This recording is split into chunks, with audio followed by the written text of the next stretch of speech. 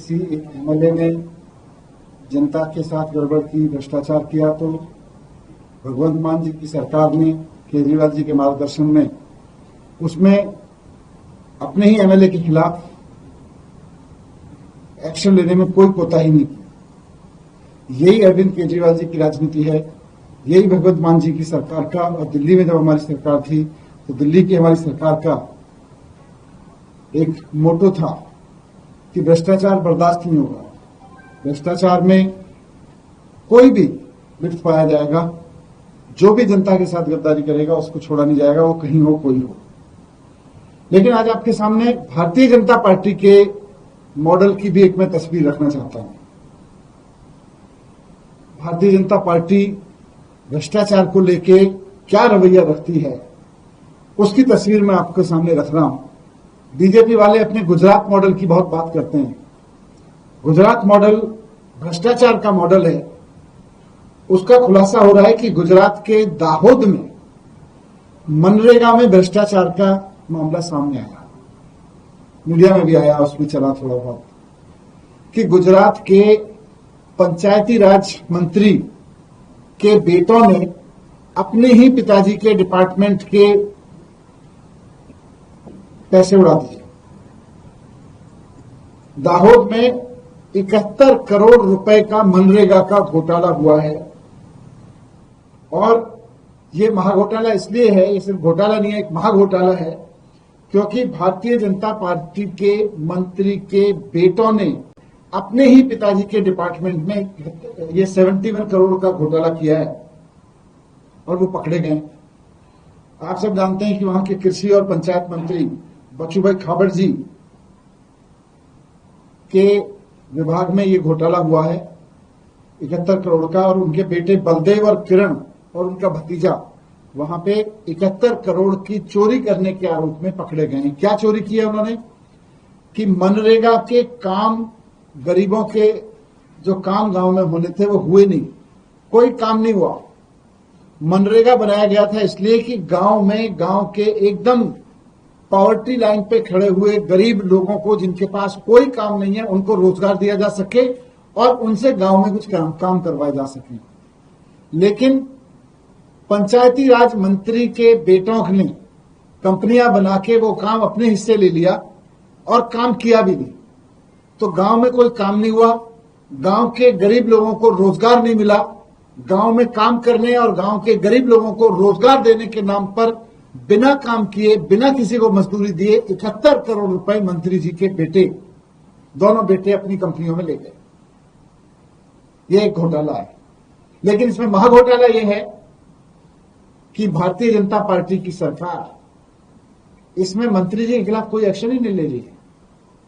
मंत्री जी के बेटे अपने ही पिताजी के डिपार्टमेंट में 71 करोड़ रुपए का घोटाला कर गए, और ये तो केवल 2 तहसीलों का मसला है। ये तो केवल 2 तहसीलों का मसला है जहां ये 71 करोड़ रुपए का ऐसा मामला सामने आ गया जहां काम नहीं हुआ। भी इसमें पूरे गुजरात में अगर सारे तालुकाओं में इसकी जांच करा ली जाए तो ये कितने हजार करोड़ का घोटाला मिलेगा, इसका अंदाजा लगाना मुश्किल है। लेकिन भारतीय जनता पार्टी क्या कर रही है? भारतीय जनता पार्टी ने कोई सीबीआई को केस नहीं दिया, वहां की सरकार ने कोई ईडी को केस नहीं दिया। मंत्री जी बाकायदा अपनी कुर्सी पे बने हुए हैं क्योंकि बाकी तालुकाओं में जांच ना हो जाए। मंत्री जी बाकायदा अपनी कुर्सी पे बने हुए हैं। तो ऐसे में जब मंत्री जी खुद कुर्सी पे बने हुए हैं, उनके बेटे उन्हीं के डिपार्टमेंट में भ्रष्टाचार करने के आरोप में गुजरात की पुलिस की गिरफ्त में है, वैसे में मंत्री जी का इस्तीफा क्यों नहीं लिया जा रहा? ये क्या वजह है कि भारतीय जनता पार्टी अपने मंत्री से इस्तीफा नहीं लेगी? उनके खिलाफ एक्शन तो दूर की बात है। एक तरफ इसीलिए मैंने शुरू किया कि एक तरफ पंजाब में जनता से पता चला, सारी चीजें खुद तहकीकात कराई मान साहब ने और अपने ही विधायक को अरेस्ट करवा दिया पूछताछ करने के बाद। एक तरफ मंत्री जी के विभाग में घोटाला हो रहा है, ये बात तो खुद वहां की पुलिस मान रही है क्योंकि मंत्री जी के बेटों को अरेस्ट कर दिया। लेकिन भारतीय जनता पार्टी अपने मंत्री के खिलाफ कोई एक्शन नहीं लेगी, वो पद पे बने रहेंगे। उनके बेटे वहां 71 करोड़ रुपए की लूट लेके ले गए 2 तालुकाओं में, और मंत्री जी पद पे बने हुए हैं। तो एक तो सवाल यह भारतीय जनता पार्टी से कि जब बेटों की कंपनियों ने 71 करोड़ रुपए चोरी कर लिए और पुलिस खुद मानती है कि ये करप्शन हुआ, तो मंत्री जी कुर्सी पे क्यों बने हुए हैं? ये भारतीय जनता पार्टी की क्या मजबूरी है? बाकी सारी तालुकाओं में जांच क्यों नहीं कराई जा रही? ये मामला सीबीआई और ईडी को अब तक क्यों नहीं सौंपा गया? और सबसे बड़ी चीज, गुजरात के बारे में कहा जाता है कि वहां की सरकार अमित शाह जी और मोदी जी बिना पूछे कुछ नहीं करती। तो क्या ये जो भ्रष्टाचार हुआ कि मंत्री जी के बेटों की कंपनियों को 71 करोड़ रुपए के ठेके 2 तालुकाओं में दे दिए गए और गरीब लोगों की वेजेस और गरीब लोगों का, गांव के लोगों का काम मारा गया, ये मोदी जी और अमित शाह से पूछ के हुआ था? इस पर मोदी जी को भी जवाब देना चाहिए, अमित शाह जी को भी देना चाहिए। लेकिन एक्सपोज तो बुरी तरह से भारतीय जनता पार्टी इसमें हो रही है, क्योंकि मंत्री जी को पद पे बनाए हुए हैं और मामला ना ईडी को दे रही है, ना सीबीआई को दे रही है। केवल गुजरात पुलिस थोड़े दिन की लीपापोती करके उनके बेटों को निश्चित रूप से हम सबको पता है छोड़ ही देगी। तो मैं आपके सामने यही एक्सपोज करने के लिए आज आया था कि किस तरह से आप एक तरफ पंजाब का मॉडल देख रहे हैं जहां अपनी ही पार्टी के एमएलए तक को नहीं छोड़ते हैं, और एक तरफ गुजरात का मॉडल देख रहे हैं जहां अपनी पार्टी के एमएलए के बेटों ने खूब खुला भ्रष्टाचार कर रखा है, उनको अरेस्ट भी कर रहे हैं लेकिन मंत्री जी के ऊपर हाथ नहीं उठा रहे हैं। कौन उनको प्रोटेक्ट कर रहा है? ये तो गुजरात भी जानना चाहता है और देश भी जानना चाहता है। सर, इसमें आप लोग राज्य में वहाँ क्या डिमांड कर रहे हो? क्या विरोध प्रदर्शन भी इस मसले को लेकर गुजरात में आप यूनिट करने वाले?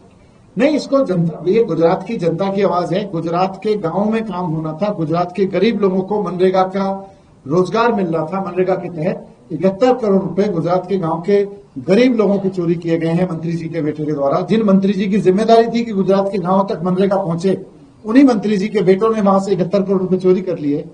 तो इसको तो मुद्दे को उठाएंगे।